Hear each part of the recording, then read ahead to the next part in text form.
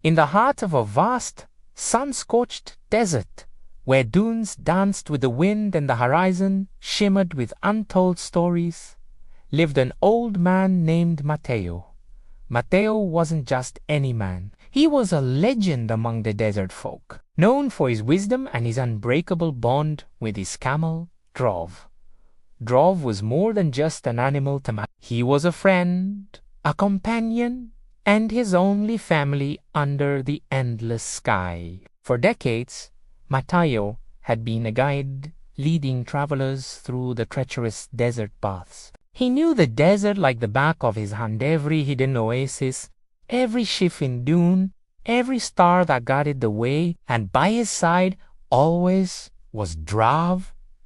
Drov was a magnificent creature, strong and resilient, his hump a testament to the countless journeys they had shared. He could carry heavy loads for days without a single complaint. His steady gait a comforting rhythm against the desert's silence. Mateo loved Drov deeply. He groomed his thick coat, fed him the juiciest dates, and always made sure he had fresh water. Even when it was scarce, he would often whisper stories to Drov, tales of ancient kings and forgotten cities buried beneath the sand. And Drov would listen, his large, gentle eyes blinking slowly, as if he understood every word. Their connection was a sight to behold, a silent conversation between man and beast that transcended language. One day, a wealthy merchant arrived in Mateo's village. He was planning a grand expedition to a legendary lost city, rumored to be filled with unimaginable treasures. The journey was long and perilous, crossing the most unforgiving part of the desert, a place they called the Sun's Anvil. The merchant had heard of Mateo's fame and sought him out, offering a fortune in gold for his guidance. Mateo, whose bones ached with age, was hesitant. He felt the weight of his years, the desert sun having etched deep lines onto his face. He knew his time as a guide was coming to an end, but the merchant's offer was tempting. The gold could ensure a comfortable life for his final years. He looked at Drov, who stood tall and proud, still looking as strong as ever. Perhaps one last journey, he thought. One final adventure with his old friend. The merchant, however, was a man of excess. He brought with him an enormous amount of luggage chests filled with luxurious fabrics, exotic foods, and countless personal items. A man of my stature must travel in comfort, he declared, dismissing Mateo's concerns about the weight. Mateo's heart grew heavy as he watched his men load Drov. Piles of goods were stacked higher and higher onto the camel's back. He pleaded with the merchant, "Sir, this is too much.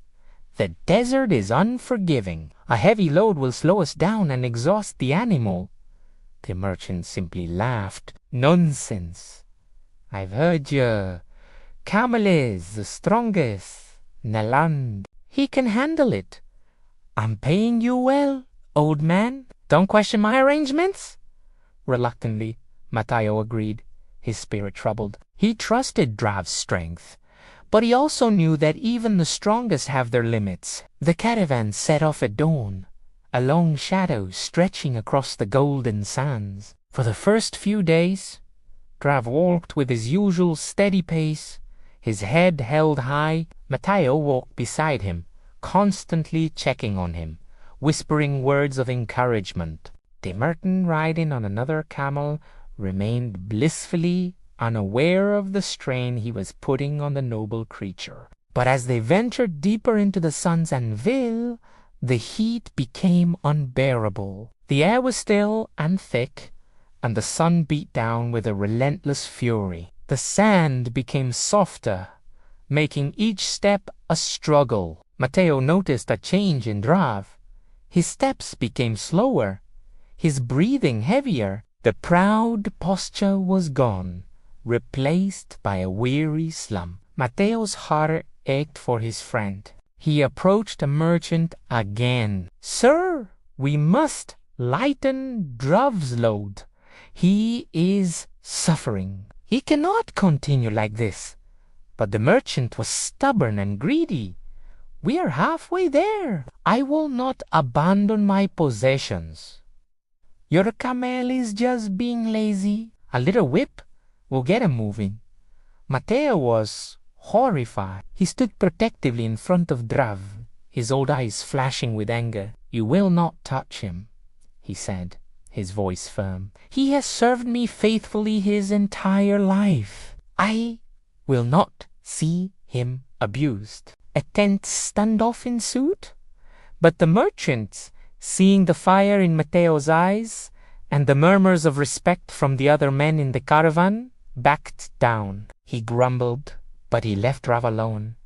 However, he refused to reduce the cargo. The journey continued, but it was a painful procession. Mateo did everything he could for Drov. He gave him extra water from his own ration and shared his small portion of food. He would massage Drov's tired legs at night, his hands working tirelessly to soothe the aching muscles. One afternoon, under the fiercest sun, Drov stumbled. He fell to his knees, the immense weight on his back shifting dangerously. Mateo rushed to his side, his face pale with worry. With the help of the other guides, they managed to get Drov back on his feet, but the light in his eyes had dimmed. He was exhausted, his spirit nearly broken. That evening, as the camp settled under a blanket of stars, Mateo made a difficult decision. He couldn't let this continue. Drov's life was more valuable than any treasure. In the dead of night, while the merchant and his men slept, Mateo quietly began to unload Drov. He didn't just remove a few items. He took off every single bag, every chest, every last piece of the merchant's excessive luggage. He piled it all neatly on the sand. He then gently placed his own small, light pack onto Drov's back. He patted Drov's neck, whispering, "It's all right, my friend. It's over." A soft rumble came from Drov's chest, a sound of relief and gratitude. For the first time in days, Drov nuzzled against Mateo's shoulder. The next morning, the merchant awoke to find his precious cargo lying in a heap on the sand and Drov standing beside Mateo, unburdened and at peace. He flew into a rage. "What is the meaning of this?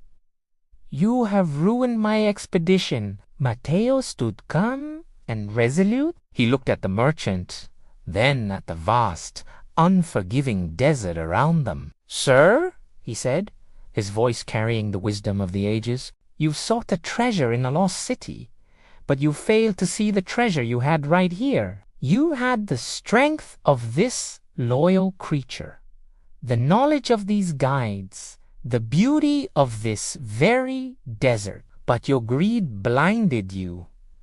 He gestured to Drov.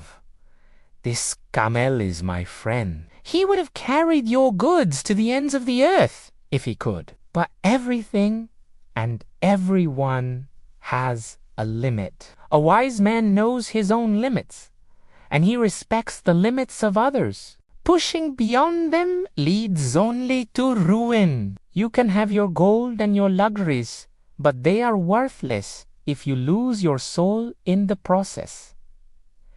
Mateo then turned to his friend. "Come, Drov. Our journey is over." He and Drov turned and began the long walk back home, leaving the fuming merchant and his mountain of possessions behind in the sand. They walked slowly, not as a guide and his beast of burden, but as two old friends, side by side, their silhouettes shrinking against the rising sun. They didn't have the merchant's gold, but they had something far more valuable, their freedom, their dignity, and their bond, which no weight could ever break. And so the story of Mateo and Rav became another legend whispered on the desert wind, a story not of riches or lost cities, but of a simple, profound truth. A reminder that true strength isn't about how much you can carry, but about knowing when to set the burden down. It's about recognizing our limits and the limits of those we care for, and understanding that compassion and wisdom are the greatest treasures of all. Thank you so much for watching. If this story resonated with you, please give this video a like and subscribe for more tales that make you think. See you in the next one.